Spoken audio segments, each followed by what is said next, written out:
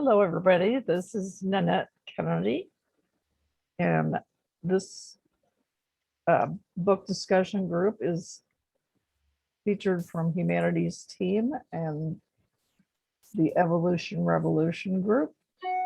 And we are reading The Only Thing That Matters. And today is June 13th, 2021. And Linda, you can get us centered. Okay, I'm going to rely on Mary to help me though, because I've had a little bit of problem with my computer. So when I opened up Kindle today, I came up on chapter 6. Does that sound right, Mary? Because I read that and it's like, boy, I think I read that already. I'm checking. It's on 7. Chapter 7. Yeah, it's chapter 7, isn't it? That's what I thought too. Chapter 7. Okay, so The Only Thing That Matters, Conversations with Humanity, Book 2. We're on page 31, chapter 7, Moving Past Oh No. By now you have already assessed several pieces of important data. Here is another. The journey you are on, spoken of earlier, is a sacred journey fulfilling a divine purpose. Now, the words sacred and divine can be a real pushback, we all know. They can produce an immediate groan of, oh no, from people who don't want to hear about either the sacred or the divine. They present a special challenge to those who once embraced those terms with enthusiasm, but who have since moved away from organized religion and its dogmas. Yet the journey and the purpose that will be described here bear no resemblance to the doctrines of standard brand theology. Indeed, that theology would call it heresy. Talk of a sacred journey and a divine purpose may also be challenging to people who have never believed in any kind of divine presence at all, to say nothing of a divine purpose. But now, some common ground. Everyone, atheists, agnostics, and antagonists alike, believes in life, for that is humanity's common experience. And so the invitation here is to get past simple verbiage that can lead to oh no, and go straight to inner wisdom that can lead to oh my. Life is that which is larger than any individual or any particular belief system. It is that which animates all of existence. Its energy is found everywhere. Without its energy, nothing that is. All that ever was, is now, and ever will be, arises out of life. Life is something that is obviously happening. It is expressing in, as, and all around every person. No one can deny life's presence. The only challenge remaining then is one of semantics. If we call life God, the life journey becomes a sacred journey. It is simply a matter of what words one uses to describe a single phenomenon. So if the word God stops you in your tracks, read the word life wherever you see the word God. It won't change a thing in the meaning. And if the word divine pushes you back, substitute the words life-serving. And if the word sacred brings discomfort, use the word important. Thus, we see that the journey you are on is an important journey, fulfilling a life-serving purpose. That may not be very clear. What may not be very clear is precisely what the purpose is. Yet your own remembering has expanded to the point where you now see clearly that life has an intelligence all its own. The universe does not need instructions on how to run. The tiniest cells of living matter know exactly what they need to replicate and survive. A soul knowing. The journey you are on is a sacred journey fulfilling a divine purpose. You can see that at a glance that life is unspeakably magnificent in its design, that it is incomprehensibly sophisticated in its functioning, and that every event and outcome is a part of that design. Your intuitive understanding also tells you that life's very essence, its foundational energy, can be focused and directed by life itself with specific intent to produce specific outcomes. And that, since you are part of the basic intelligence that is life itself expressing, you can focus and direct your life energy with specific intent to produce specific outcomes. All of this understanding is the beginning of living in a way that matters. It is by no means the all of it, but it is the start of it. You merely have to remember how to get on with it. Okay. That is what you are doing here. You have drawn yourself in this very moment to an outward writing of your inward knowing. Do not be surprised then if your experience here is very much like reading your own diary, misplaced long ago but now found. As you encounter each new paragraph, you may have a sense of knowing already what you are seemingly being introduced to now. It is your soul that holds this awareness to which your mind is now being reintroduced. The word soul, of course, is another one of those words that many people resist. Many people do not even believe that they have a soul, or if they believe they do, they have no idea what the soul is or what it does. What is its function? What is its purpose? We know what the mind does. We know what the body does. What does the soul do? Some people may see the soul as a sort of conscience, or maybe as a sign of a guardian or an angel, or both, standing off to the side with a purpose that is probably good, but whose way of functioning is not at all clear. Then there are those who know that they have a soul and who feel that soul has an agenda. In this, they are correct, but who are so mixed up about what that agenda is that they are living lives that create more heartache and difficulty, self-deprivation and lack of joy than they were ever meant to or need to experience. Still others, you among them, also know that the soul exists, but are no longer willing to be trapped in old stories about the soul's agenda. You are ready to call into your mind the knowledge of your soul regarding its true agenda. There's an impulse deep within that makes you want to do this now. It comes from that part of you that looks at your life and whispers, it doesn't have to be this way. It is, of course, your soul itself doing the whispering and leading the way on the sacred journey. Your soul is not only leading the way, it is showing the way and creating the way. It is not, however, directing the way, because the soul is not the dictator here, demanding this and commanding that. Your body and your mind may not always be going the same direction as your soul. And while this is the very essence of freedom, it can, as one might well imagine, create in one's life, how shall we put this, complications. End of chapter. Thank you, Linda.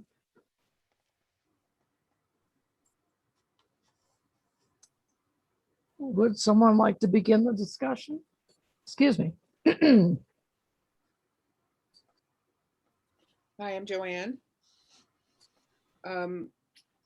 This on page 26, the soul knowing, when your present experience and your present awareness are joined together, the mind's desire and the soul's intention become one.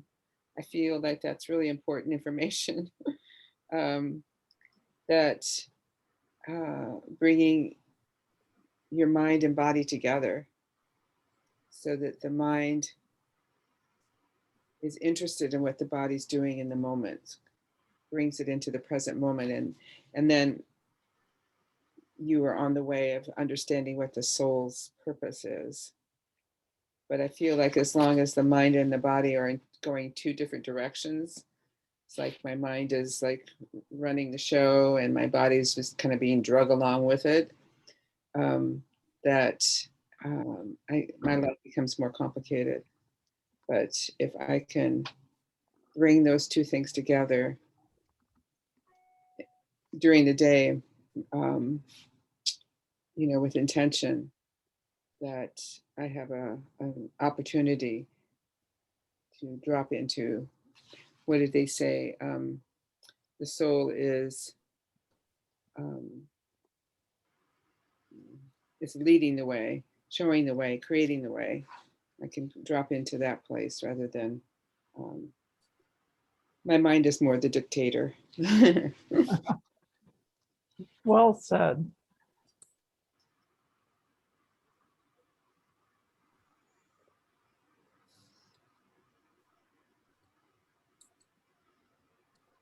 Well, I'm reminded of something. I don't know how many people have read Gary Zubkov's. It's something, the word soul is in the title. The seat of the soul. The seat of the soul. Thank you.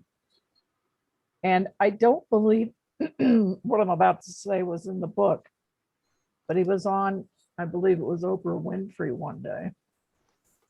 And he was describing the soul as the mothership in a fleet of ships. And your ship is one of those ships. So he says.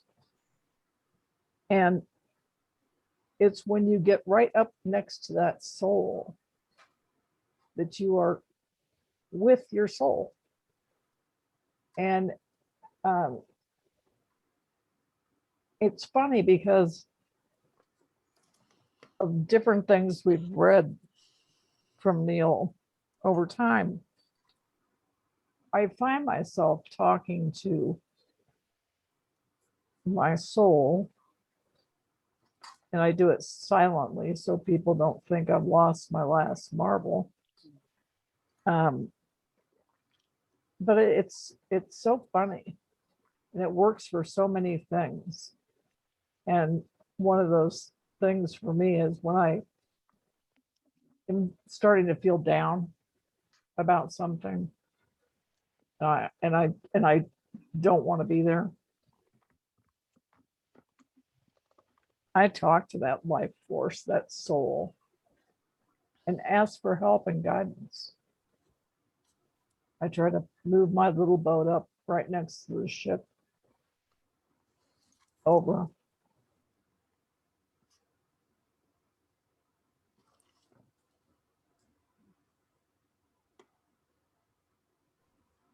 I don't know. I'm new here and very happy to be here. What can I say? That I begin to meditate some 30 years ago. First Maharishi, Transcendental Meditation, and so. But I have in life many complications, and I think it's very difficult to achieve what is read here. I'm trying, I'm reading, I'm praying, meditation, but in spite all of these complications, I don't know why it's so hard. I think it's extremely hard, right? Like this is the same concept as the words "we're being breathed," right? It's divinity that's animating us. It's our soul and our spirit that is keeping our body going.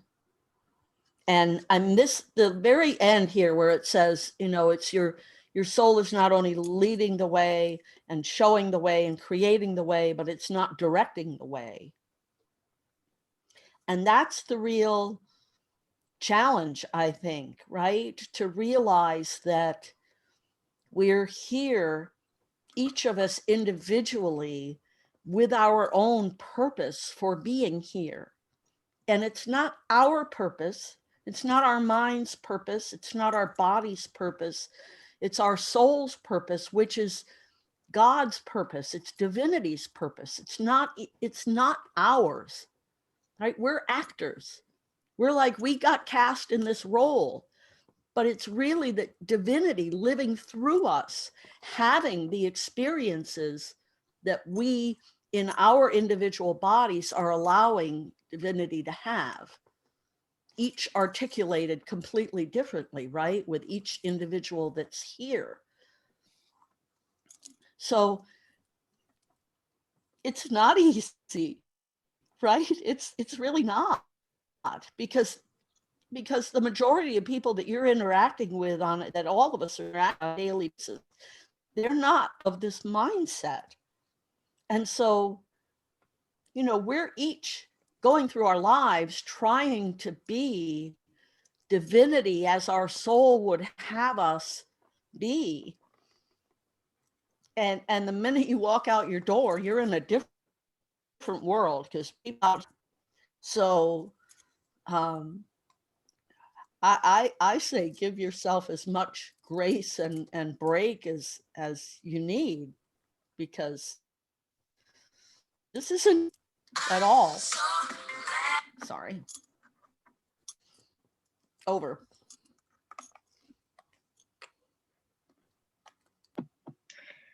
Now, see, I would add that the more we try to understand it with our minds, the harder it is. The mind is a complication to something that's actually simple if you go to the inner knowingness. That's what I think. My favorite spiritual book is the Tao Te Ching, which starts with the Tao that can be named is not the real Tao. And then it's like, well, then why did you write a whole book about it? But like, it's like words are way showers, but they're also distractions. And I find that when I get too caught up in thinking about things, you know, it's better to just tune into my, I don't know, my gut, my body wisdom. Like the soul does not need words to explain. That's what I think. So like also with meditating, I spent a lot of time thinking that there was something that I was supposed to be doing that I wasn't doing right, you know, like your breath, your mantra, your this, your that. And in the end, it's like, to me, it's just sit down and be quiet and go within and feel whatever that is. And if I do that, then I'm doing it right, no matter what else is going on with the mind and the. So I don't know. Those are my contributions to the confusing aspect. Not that, I mean, what Linda says is absolutely true. It's like the world that we're living in is not supporting any of this way of thinking about things. But I also think that that is changing. So over, that's my contribution. Thank you.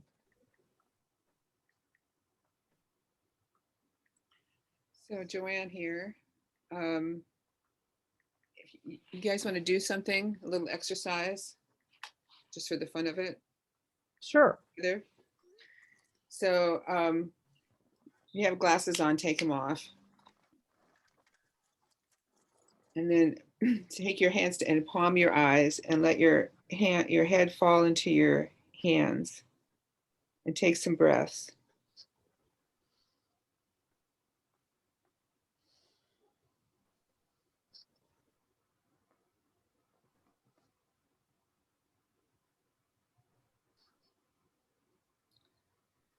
And then brush your hands up over your head, down the back of your neck, and then off your chin. And then do that again. Maybe you want to rub your hands together this time. Allow yourself to breathe and let your head fall into your hands. Let your eyeballs fall into your hands. Just relax the little muscles around your eyes. And breathe.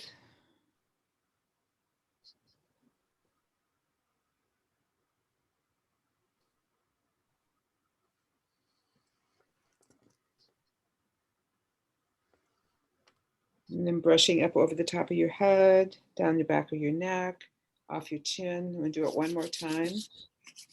Grab your hands together. Notice that your body is breathing. Notice that your body has weight.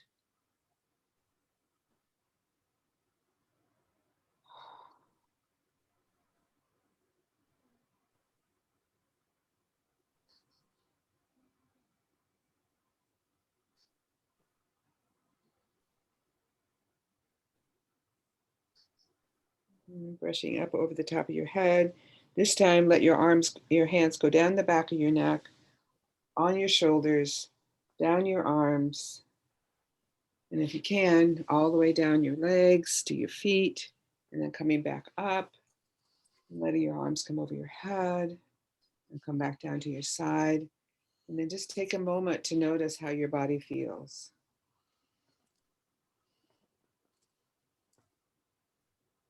Letting your mind be interested in the way the body feels in this moment.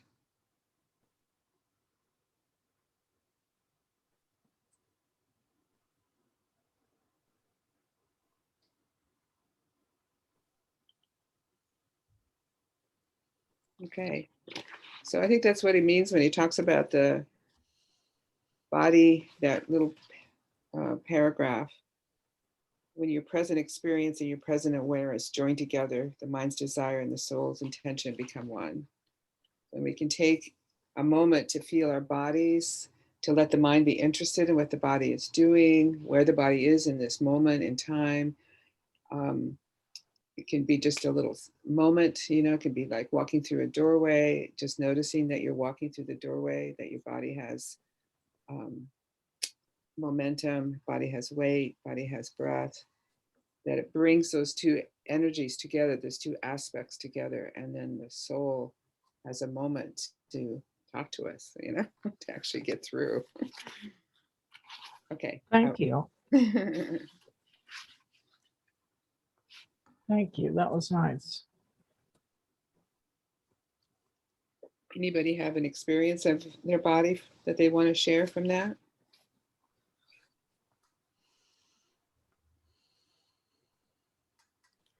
It's a very similar process. I usually do it standing up. Mm-hmm. And I don't start with the covering of the eyes, but just the hand movements to bring my energy field back into into a peaceful state.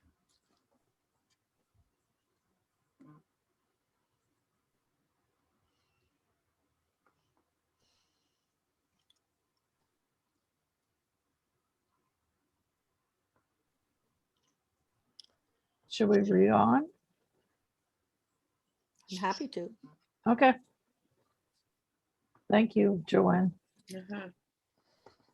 Okay, chapter 8, surprising news about your body and your mind. Life's biggest complications are those that present themselves when the soul and the mind and the body are all going in different directions. To understand how this can happen, it will help to know even more about the totality of you. The explanation here is going to get a little intricate or complex now, but once again, you're urged to stick with it because when this entire exploration is over, your whole life can change. Hang on a second, I need to clear my throat.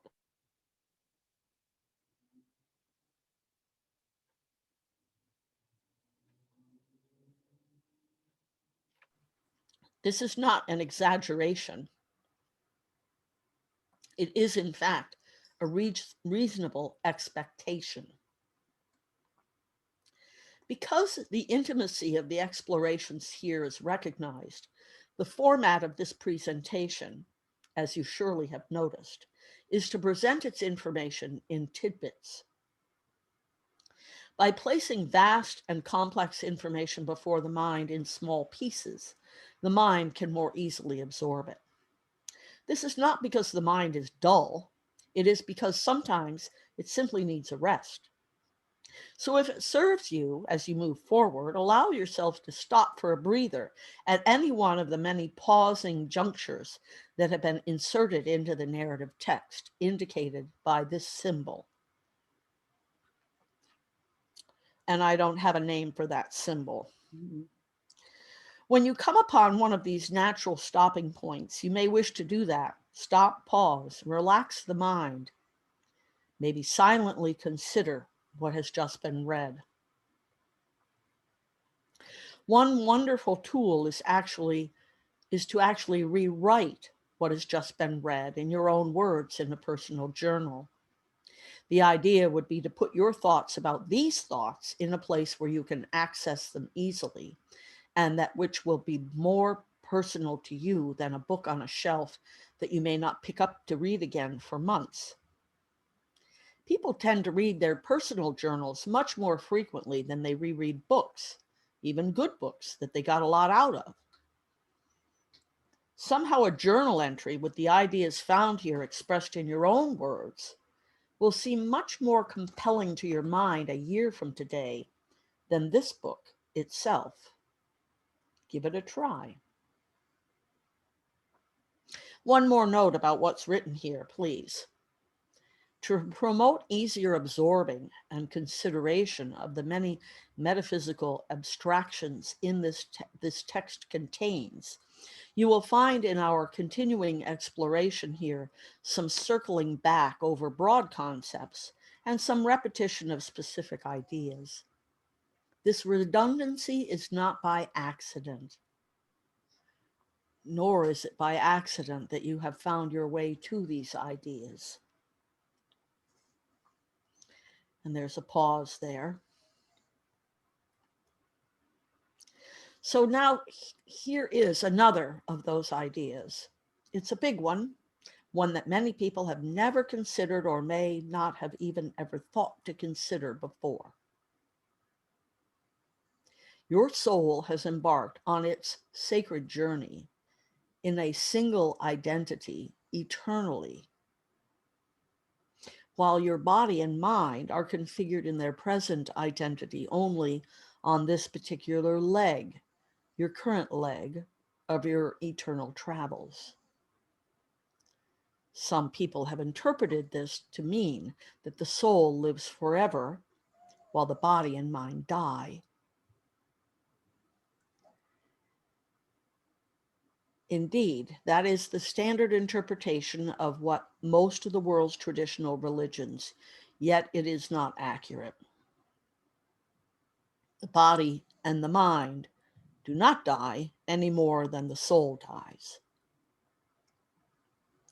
And then there's a pause.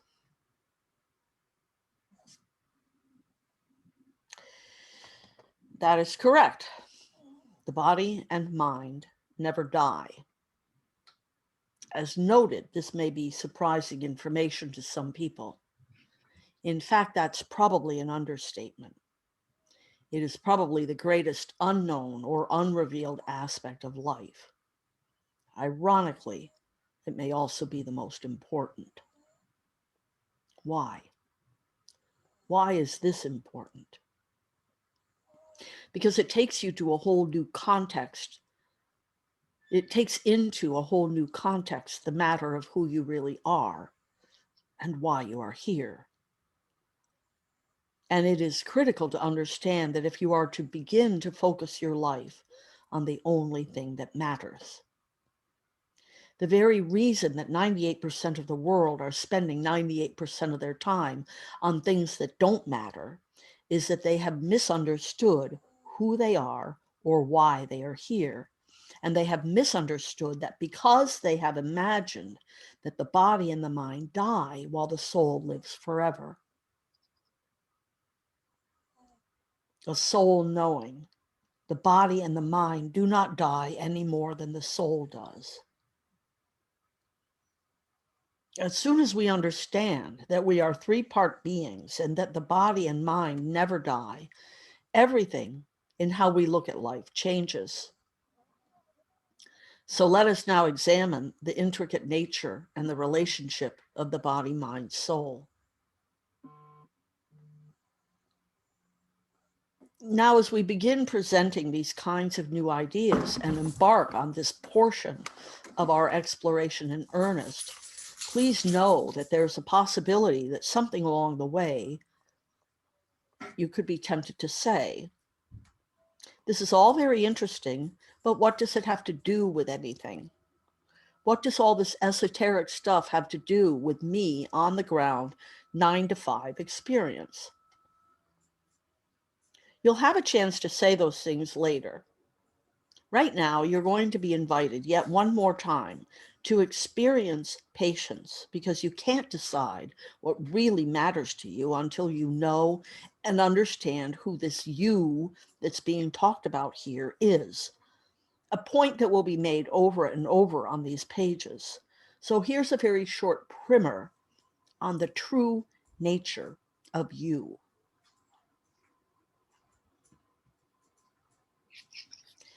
Everything in life is physical, including your soul. What you think of as non-physical is what you loosely think of as invisible. Yet visible and physical are not the same thing. And many things that are invisible are physical, as you know.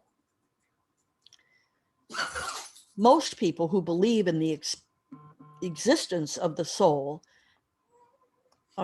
most people who believe in the existence of the soul at all agree that the soul lives forever. Whether it spends eternity in heaven or in hell is a matter of differing theological persuasion. But there seems to be little argument among major religions that the soul exists eternally.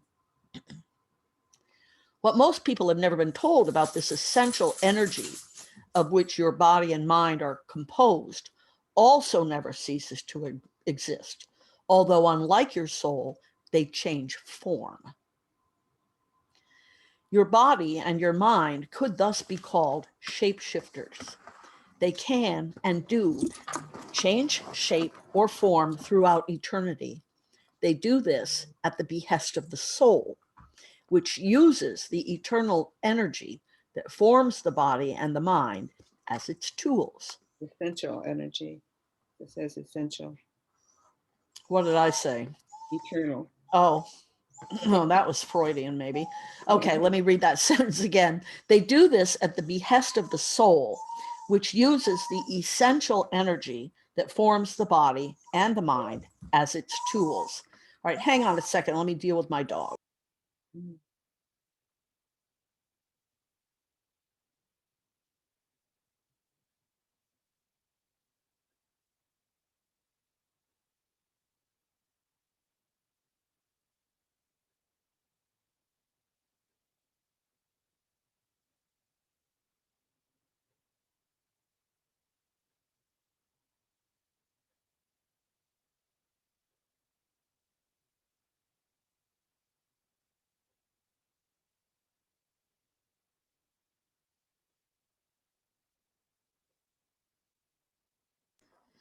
Sorry, that took longer than I anticipated. Okay.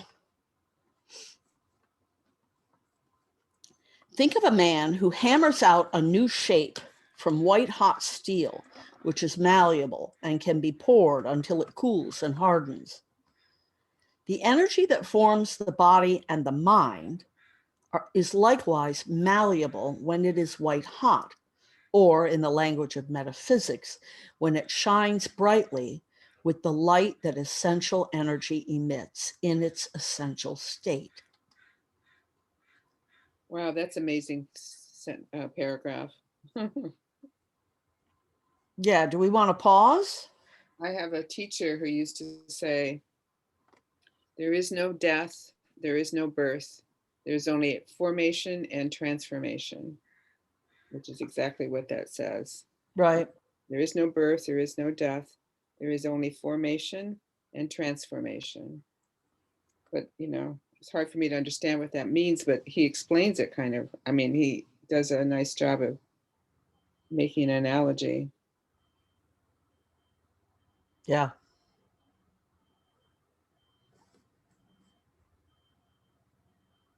Pause or keep going?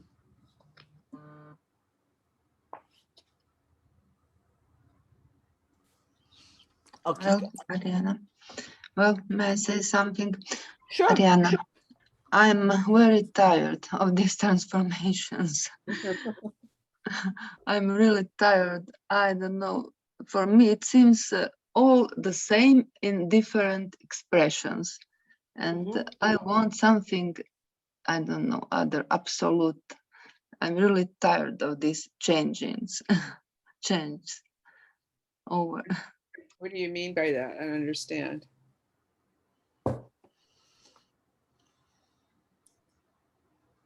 What do you mean by tired of this transformation? What is Yeah, I'm tired because I don't know. I'm tired of this relative world. uh-huh. I don't know.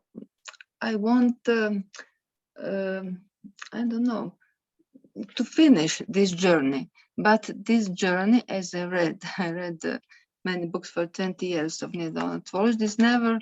There is no end. We exist forever and Endless. always in these transformations. And where is the rest? The rest, there is no the rest. There is only this cycle, again and again.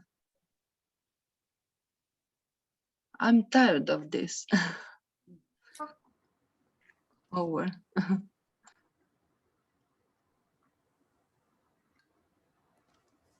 Well, let me say something that some people on this Zoom meeting have heard me say before. And my mother, and I use the present tense, is an incredible being. And on June 24th of 2004, right before she made her transition, which I really don't like that word, but I'm going to use it. She took my hand and she said, "Death is no less miraculous of an event than birth is." And it stayed with me, has stayed with me, and continues to stay with me. And Ariana, when I hear you say you're tired of the journey, I guess I'm a little confused. Are you just, and when you said you want rest, can you take that a little further, Ariana?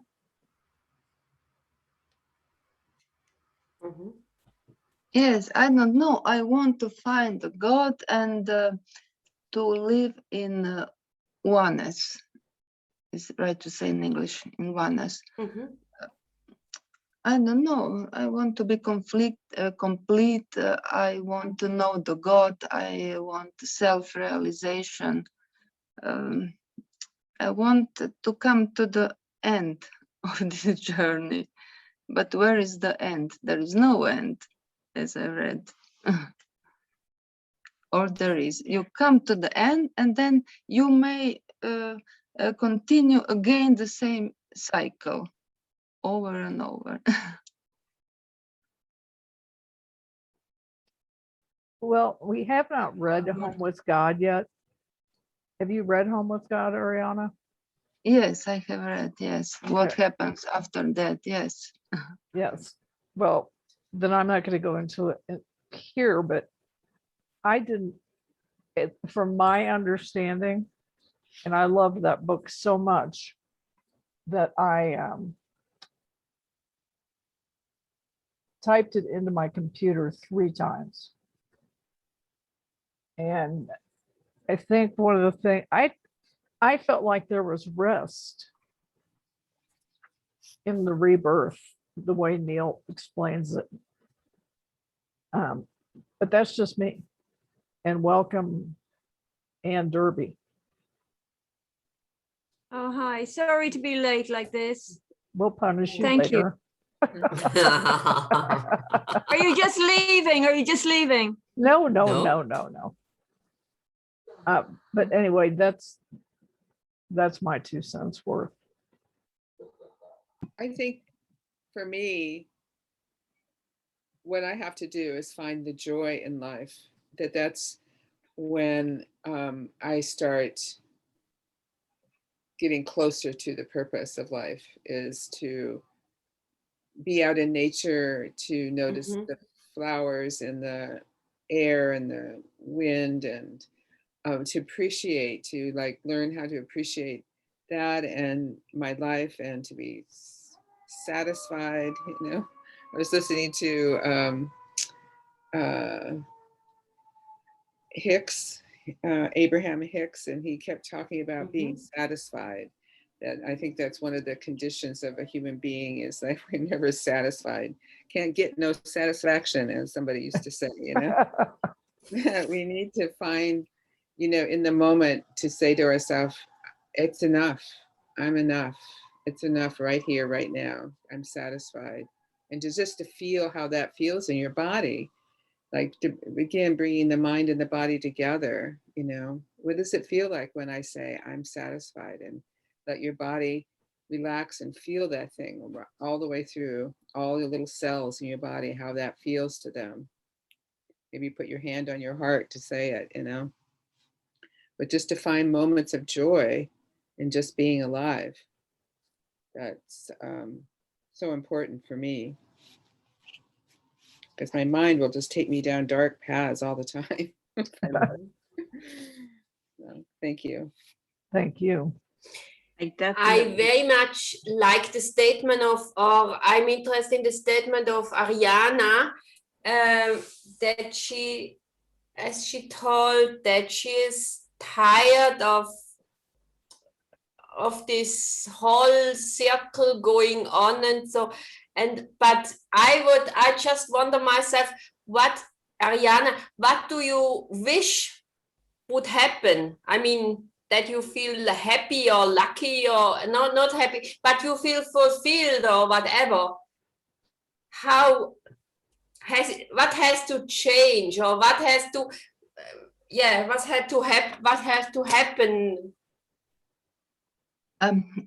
Well, I don't know, in my life, I see that this, like Tao, you are happy, and there is a seed of unhappiness.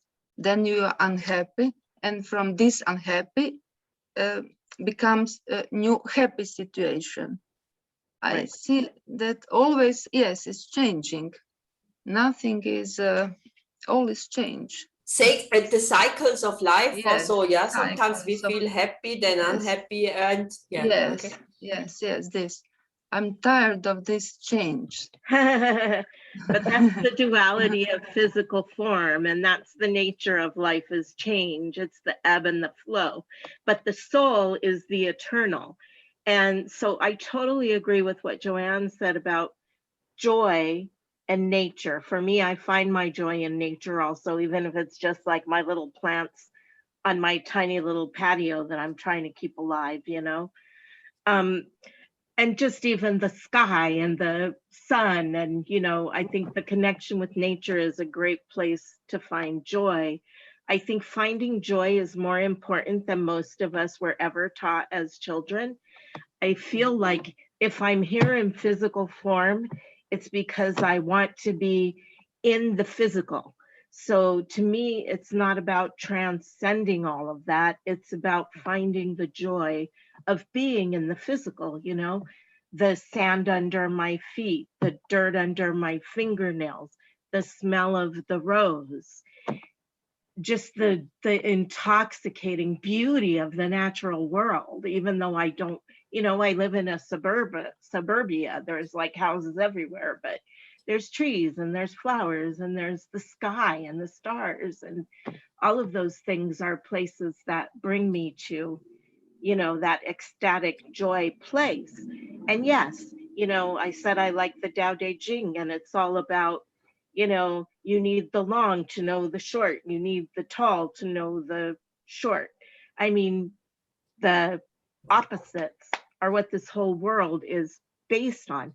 But the other thing that I heard, and maybe it was just me hearing it, not necessarily you saying it, Ariana, about the being tired thing, you said something about finding God and oneness. And to me, it's like when I was stuck in search mode, and I spent a lot of time in seeking mode, you know, you can't find the oneness when you're looking for the oneness. In order, you know, in order to find the oneness is always here, and we have to just stop looking at the separation. And that gets back to that tuning in, you know, tuning into our being. That is a part of all of it if we allow ourselves to make that shift. It's not like a finding something or learning something.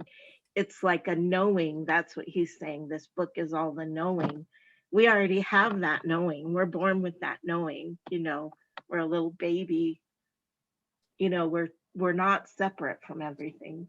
So to me, like once I stopped looking and just, it's like tuned into that feeling, you know, and to me, I found the word God very alienating. So I redefined for a long time, you know, the universe, life, energy. I do energy healing and Reiki. And so it's like the life force energy was an easier way for me to connect to the all in all, the oneness, you know.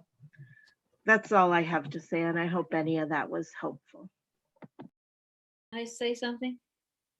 Yeah, I have difficult to get into discussion, but yeah, I agree to that, what you said about that oneness, because I experienced that as a child when I was looking to the trees and to the sky, and I felt this oneness, and that was natural for me. And when I walk in the forest every day, and everything, we are, as when we identify so deeply with the bodies and mind, so that we separate ourselves from the source, then we suffer. That is a very difficult situation. But if we go deeper and identify with the source of life, whatever we call it, but the divine source, because beyond souls and everything, that source is, this body wouldn't be here without that source. This body is here as all the trees and the cosmos is here. We are all part of that. And the more I can connect to that and surrender my life into that, I feel satisfied, or I can say peaceful and full of love for everything. I don't get angry or irritated or anything, because that is a miracle. And of course, now I'm not so young anymore. I'm 75, you know. So I had a long journey, but this, to feel the connection with this source, that you are all cosmic beings, that this body is just moving away, and the source of life cannot be bad. We wouldn't have this. So if it looks like evil here and there, in the end, this source will end up in peace within all of us, in whatever. And I also felt that before the body was born, it was part of the cosmos, the energy field, or like the cells or whatever. And when this body goes back, it still continues. This energy still continues. So there is no ending of life in that way. But we are not going around like Bima, for example, or it is in the Akasha field. But yeah, I feel very good when I can feel connected to the source and not feel identified with the separation. That's the only time I feel good. So that's how I live my life today. You. Thank you so much. Romy? Okay. I just thought for myself, the longest time I just felt to be in this oneness is really the times I was working with young people, and we spent summer times for a couple of weeks in the wilderness. And also when I was in African places, and I was on a camel, and we also spent the nights in open sky and on open sky, and so, and I really feel this, and these are the this was not just for going into nature. I also agree, every time for 1 or 2 hours, it also brings back this being part of a huge of the picture or of something bigger. But I think the feeling to stay in this really connected to for a longer period of time, it's when I was for a long time in nature, and even spent my nights by open skies or whatever. And I think I very much long for these moments now, because it's so liberating. It's very much food for the body and for the soul. Thank you. Thank you. Linda, did you want to add something? I do. And thank you to everybody for sharing. And also, Ariana, thank you for sharing your frustration, because I think that it's really important. Mhm. It's really important to acknowledge when we're frustrated with this work, because this is deep work, and there's not a lot of support in society for it, in general society for it. So the thing that I wanted to talk about for a minute is the concept of the ego as it pertains to your housing, your actual physical housing, not sort of the Freudian ego that we talk about, but the thing that is the wiring that comes with the body. And I think that that frustration that you expressed can quite often be explained by that function, because the wiring of our body, that's what gives us the, fight, flight, and freeze response to things. It's the thing that is here in us to keep us alive and keep us safe. And I think that when we are doing this work, we are actually in conflict with the physical housing, because the physical housing believes itself to be real, and it believes itself to be in charge of us, when in fact, the physical housing is what we are residing within. It's the vessel that we're using to experience this illusion of a 3D world. And I think that when we're doing this spiritual work and our inner work and our soul work, that the actual housing can get very frustrated with us, because that's all about something else. It's not about being here in 3D.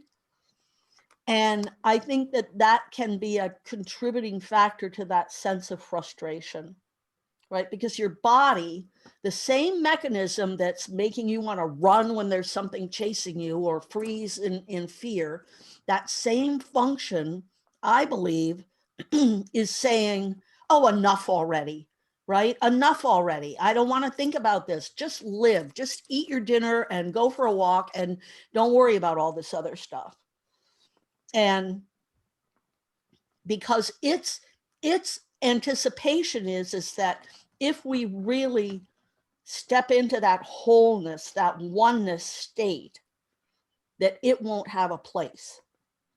That's its subconscious fear, I believe, is that the part of our body that's keeping us alive doesn't have a place when we make unity with divinity, when we do that transformation that's there waiting. So I don't know if that makes any sense or brings you any comfort, but I wanted to share it because that's it helps me anyway when I'm feeling that way. It was a great comment, I think. And I hate to wrap us up at this moment, Mhm. but Ariana, did that make you feel a little better about what you were saying?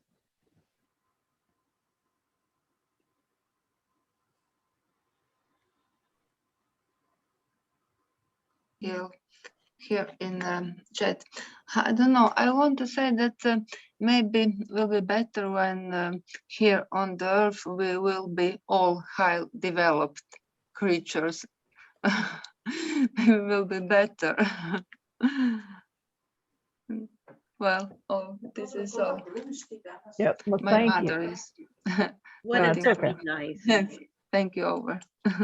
Okay, and Joanne, I think you are the only person I don't have an email address for. If you don't wish to share it, that's fine. I can But- share it. Okay, in the chat window, if you could put it in there for me, Okay. because what I do is these recordings, I try to send out in a very timely manner. And that way, and this was such a good discussion today. Thank you, Joanne.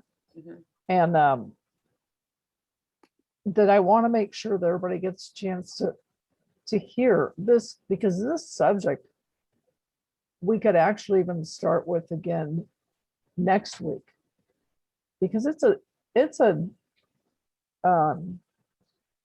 journey, and we're talking about the journey, and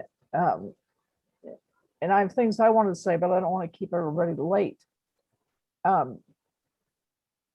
Mary, do you want to do a 30-second closing? Sure. I will race through a closing.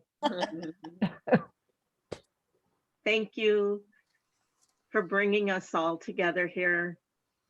The ship of this huge one soul, God, life, universe, whoever, whatever. All of us, our little sparks, came together today to share this moment of this journey, which can be exhausting and tiring, and also beautiful and joyful. And thank you all for sharing our hearts here today and helping to support each other in our little boats on this journey here today. Thank you. Very nice, Mary. Thank you. And Thank you. our ships shall meet again next week. Yes. Thank you very much. All And right. Thank I'm you. just gonna say super quick, this group is such a wonderful support in this Mhm. work, That's all. For the newer faces among you, I hope you become older faces among us, because it's a great support. Yes, I love this group, and I appreciate all of you. And again, Linda, thank you for reading, and thanks everybody for their comments, because this is what this group is about. Yes. And some of us have been around for 5 years or better, Wow. and this is what we strive for, Mhm, is to open up the conversation. mhm. So I love you all, and I'll see you next week, and I'll send out the recording. Mhm. Okay, thanks. All right. Thank you, everybody. Bye. Thank you. Bye. Bye. Bye. Bye.